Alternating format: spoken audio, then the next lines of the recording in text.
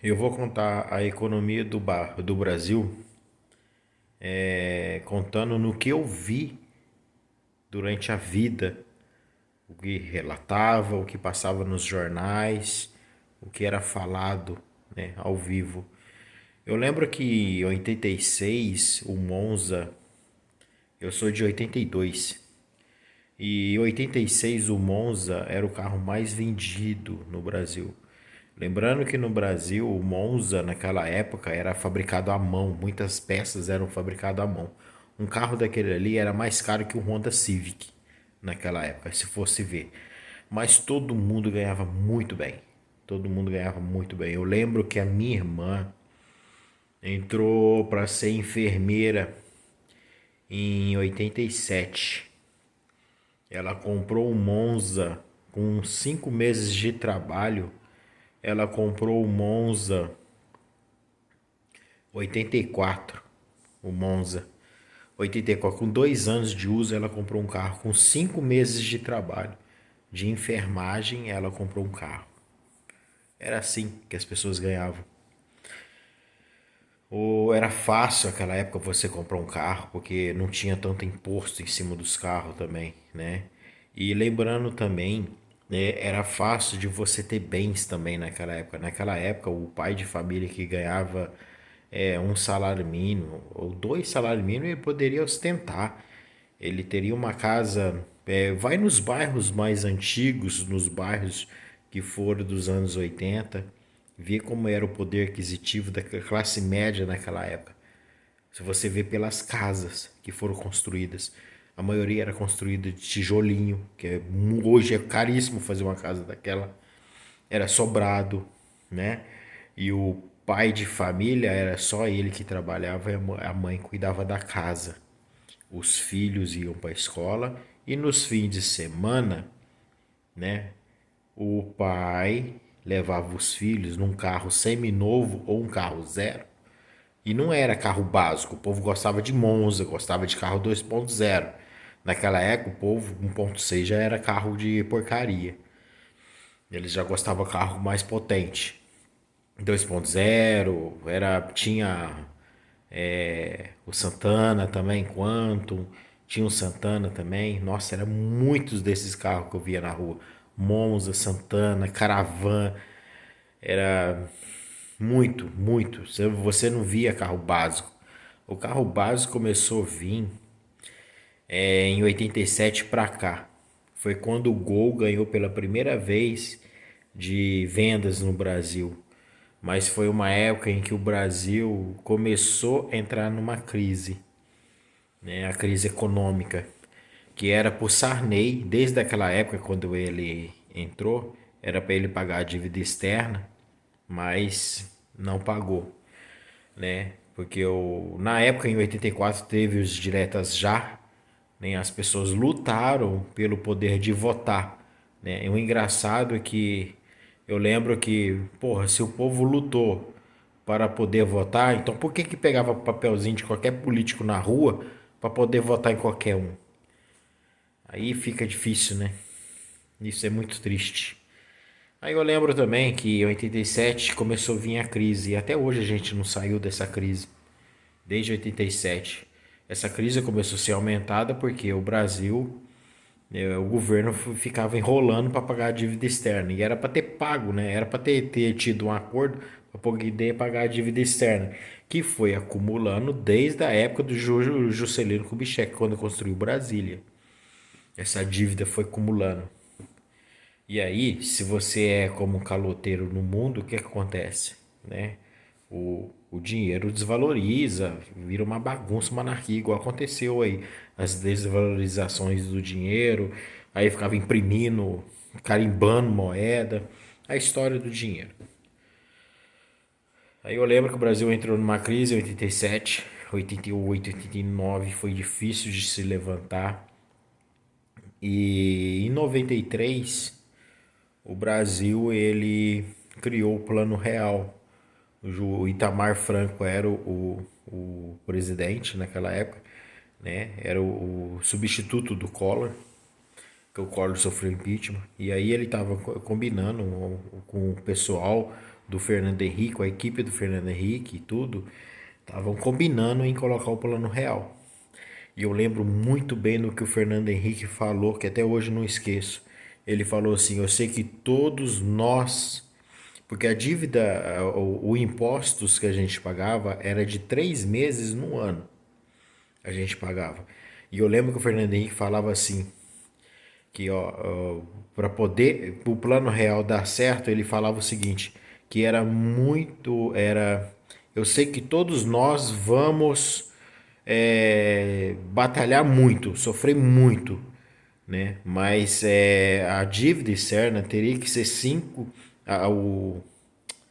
a, os impostos teriam que ser 5 meses no ano para a gente poder pagar a dívida externa. Vai ser difícil, vai ser trabalhoso, mas vamos todos nós conseguimos quitar essa dívida externa, que era no 388 trilhões de dólares a dívida externa. Então 90% da arrecadação pagava a dívida externa, né? Que essa dívida foi paga em 10 anos, né? Até 2004. E eu lembro que ele falava que em 2004, quando acabasse de pagar a dívida externa, o dinheiro, os impostos voltaria para 3 meses. Eu lembro que ele falava isso. Mas não aconteceu isso. Mas tudo bem, entrando em 94, quando entrou, e eu lembro em janeiro de 94, meu pai foi fazer compra com R$ 1. Eu lembro que meu pai foi arrumar uma bomba de piscina de um cliente. Ele trocou o reparo da bomba, tudo. E eu lembro que na época ele cobrou R$ 65. Com esse dinheiro, eu lembro que ele só tinha esse cliente, então tava com ele. Era num sábado. Ele foi colocar essa máquina e aí a gente foi no mercado depois disso. Eu lembro que a gente encheu um carrinho de produto de limpeza e 2 carrinhos de produtos de comida, essas coisas tudo assim. Foi em janeiro de 94. Até hoje eu não esqueço disso. Enchemos 3 carrinhos e a conta deu R$ 64. O pagamento lá no caixa para pagar. R$ 64 para encher 3 carrinhos de mercado. Aí nisso a gente tinha uma Belina 88. Meu pai sustentava 3 filhos, 4 filhos, quer dizer, a esposa dentro de casa. Era só ele na época. As minhas irmãs, elas tinham dinheiro, mas o dinheiro era delas, elas compravam coisas para elas. Mas eu lembro que ele conseguia tudo isso e ainda sustentava com o que ele ganhava. Era muito forte e sobrava muito dinheiro também. E ainda tinha um carro com 88, 90, 91, 92, 93, 94. Um carro com 6 anos de uso ele tinha. Ai. E em 94, um carro zero, eu lembro do Corsa, custava R$ 5.900. O salário começou a valer R$ 90. Foi por poucos meses, depois ele passou para 100, aí depois ele começou a subir. Porque eu acho que estava organizando, né, o país, né? Eu lembro das importações. Nossa, uma Ranger Zero vinha com R$ 12.000. Abriu as exportações. Aí a minha irmã que tinha o Monza, ela vendeu o Monza. Ela vendeu o Monza e comprou uma Ranger Zero. Ela pagou R$ 12.000. Ela financiou. Eu lembro que o financiamento, os juros era muito baixo. Então ela conseguiu. Ela vendeu o Monza, deu um pouco de dinheiro e financiou e pegou uma Ranger. Comprou uma Ranger Zero, V6 naquela época. Então era uma época muito, assim, o dinheiro era muito forte, você conseguia ter facilidade o poder de compra era muito forte naquela época. E isso foi muito bom até final de 97, aí 98 já começou a vacalhar, porque aí os políticos já começou a colocar muitas leis de trânsito, já começou a colocar umas leis lá que era 8 anos só de trabalho para depois aposentar, e aí já começou a vacalhar. E aí as coisas começou a subir já. E no final de 97 para 98 as coisas começou a cair. Em 99 foi caindo. Aí a época do Fernando Henrique já não estava sendo muito legal, né? No segundo mandato dele. Começou a aprovar coisas que era regalia para político naquela época. E, e ferrar com nós no trânsito, né? Nossa, como as leis foi dura no trânsito naquela época lá. E, e aí entrou em 2002, entrou o PT, o reinado do PT. Eu lembro que em 2004 eu estava até esperando as palavras do Fernando Henrique em 94. Nossa, em 2004 os impostos vão baixar e aí as coisas vão melhorar, tal, né? E em 2004, eu lembro que em agosto de 2004, o PT já estava assim quase quitando a dívida externa. PT que nada, ele estava só assumindo o que o Fernando Henrique deixou, né? Ele tinha que assumir, né, pagar essa dívida.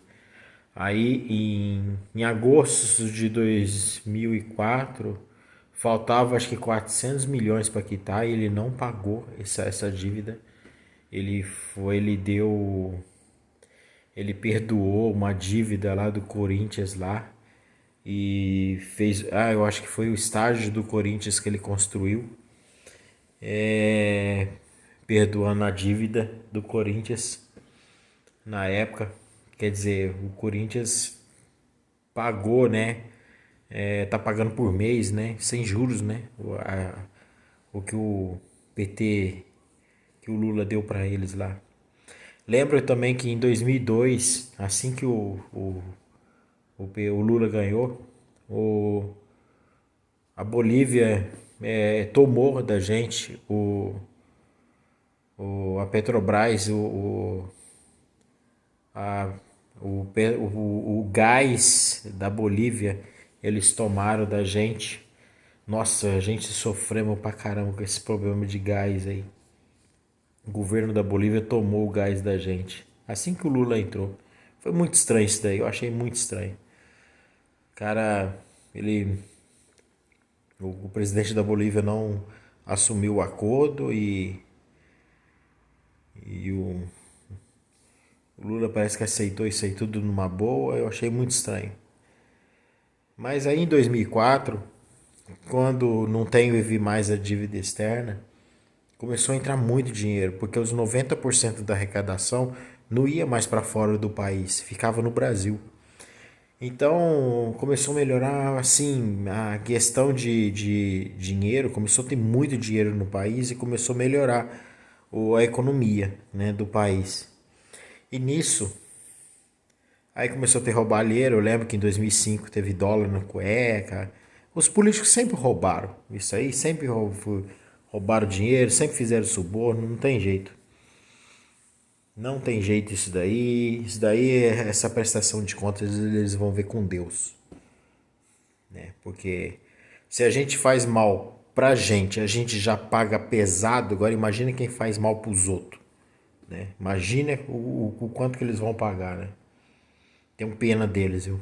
Tenho muita pena, porque o que eles vão passar é muito pior. Aí passamos por uma era muito boa, 2005, 2006, 2007, 2008.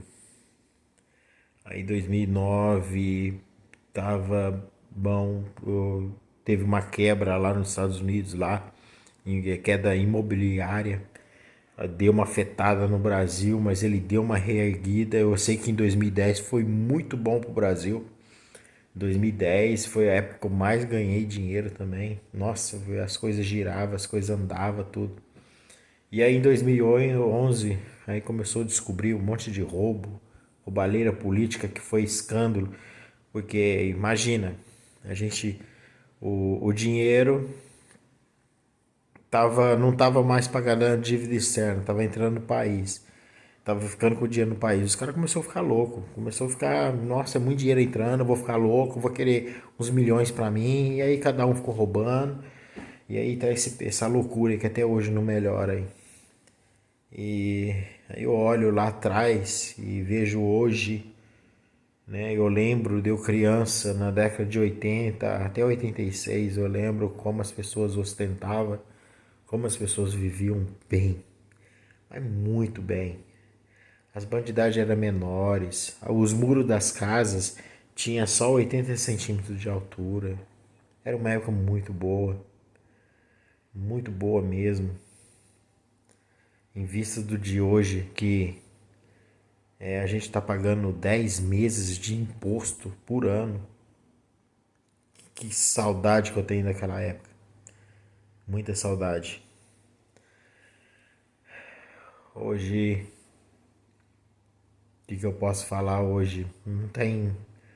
Hoje é perigoso você sair de casa, que criminalidade está demais nesse país. É um dos países mais violentos do mundo, né? Fora aqueles lá que guerreiam lá por causa de religião. Mas a criminalidade aqui tá um dos piores do mundo. Tá difícil de sair de casa aqui. Às vezes você planeja viajar, você fica até com medo.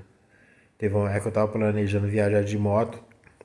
No dia seguinte fiquei sabendo de uma notícia que tava roubando as motos na Anhanguera, em Leme.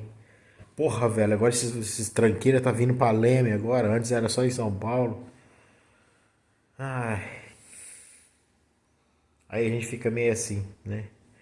E trabalho tá muito difícil. A gente chegou num ponto que tá difícil um casal, tá difícil um casal ter dinheiro para ter uma